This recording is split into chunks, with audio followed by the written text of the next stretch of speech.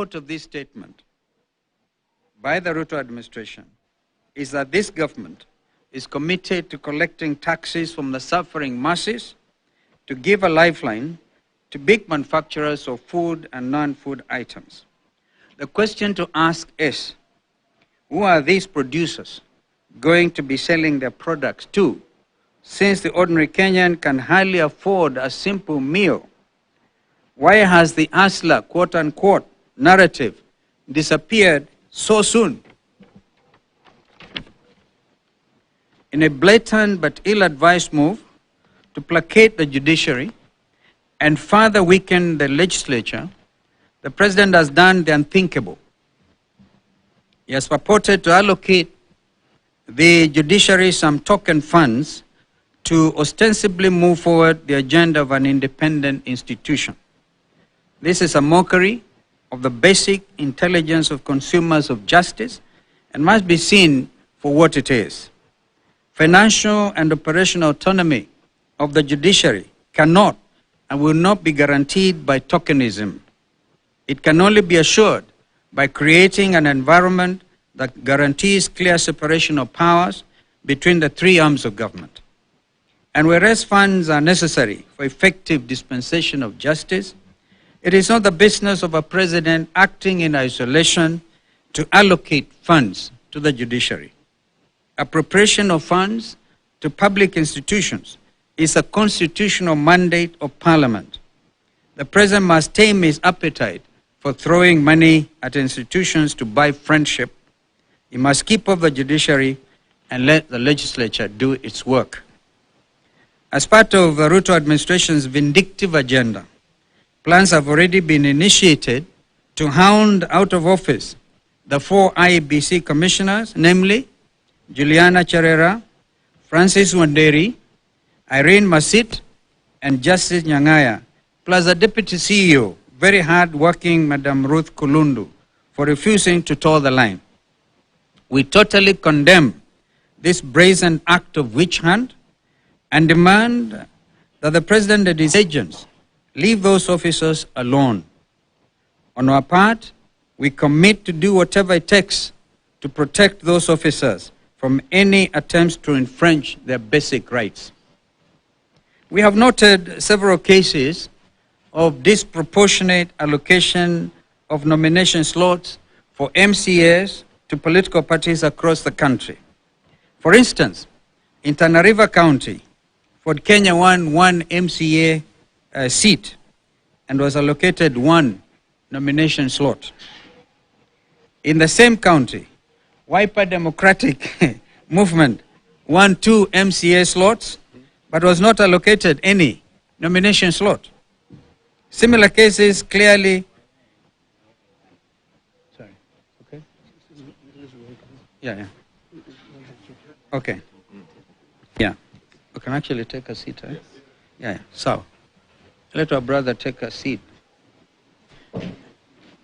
He's been repudiated. Very well. I will repeat, We have noted several cases of disproportionate allocation of nomination slots for MCAs to political parties across the country. For instance, in Tana River County, Ford Kenya won 1 MCA seat and was allocated 1 nomination slot. In the same county, Wiper Democratic Movement won 2 MCA slots, but was not allocated any nomination slot. And I think this list is growing by the day. We have seen cases of people without the necessary qualification. Saw it in the media today. Some cooks are given positions. And I think it is important we also, whereas our cooks are very important, they give us food. But I think that it's good to allow them to pursue that line so one can become a chef and even get international jobs. But to give them legislative responsibility, I think is diverting their strong attributes.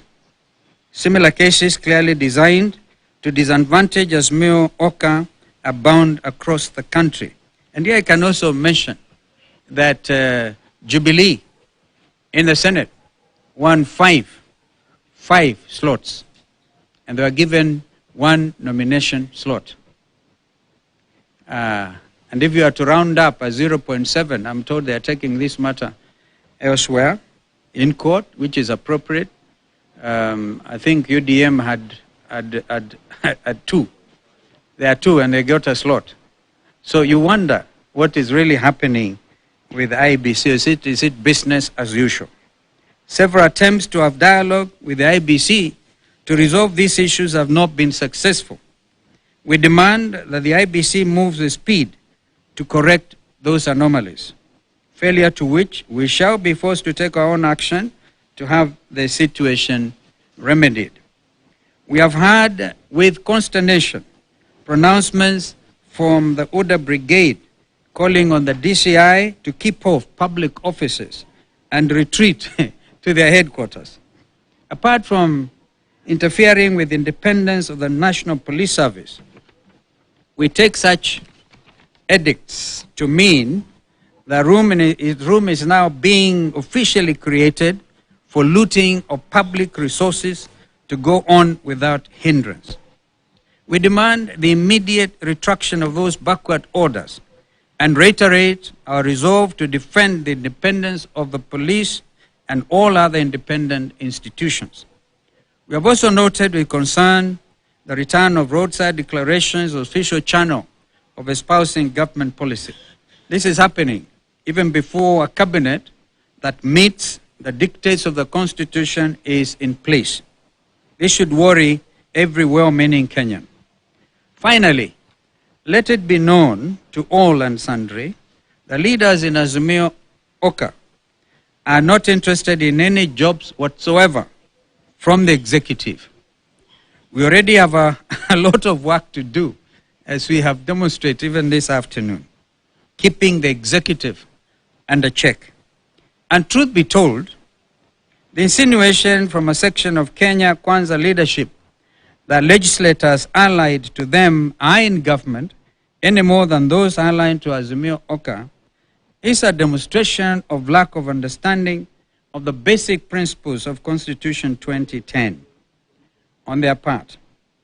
The legislature is an arm of government, and all legislators have a constitutional mandate to oversight the executive arm of government.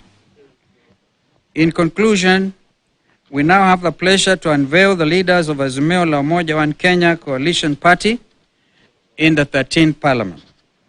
At the level of the National Assembly, we announce the leader of majority as Honorable Opiyo Wandayi. We announce Deputy Leader of Majority, Honorable Robert Mbui. The Chief Whip, Honorable Junet Mohamed. Deputy Chief Minority Whip, Honorable Sabina Chege.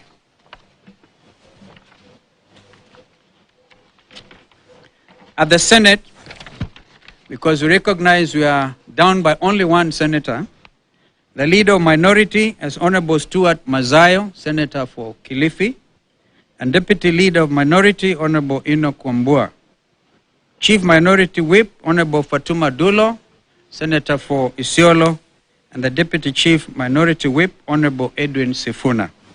Thank you, and may God bless Kenya.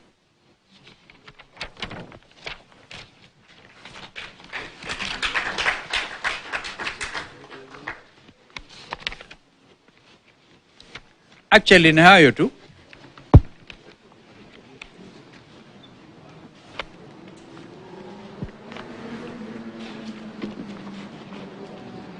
Thank you.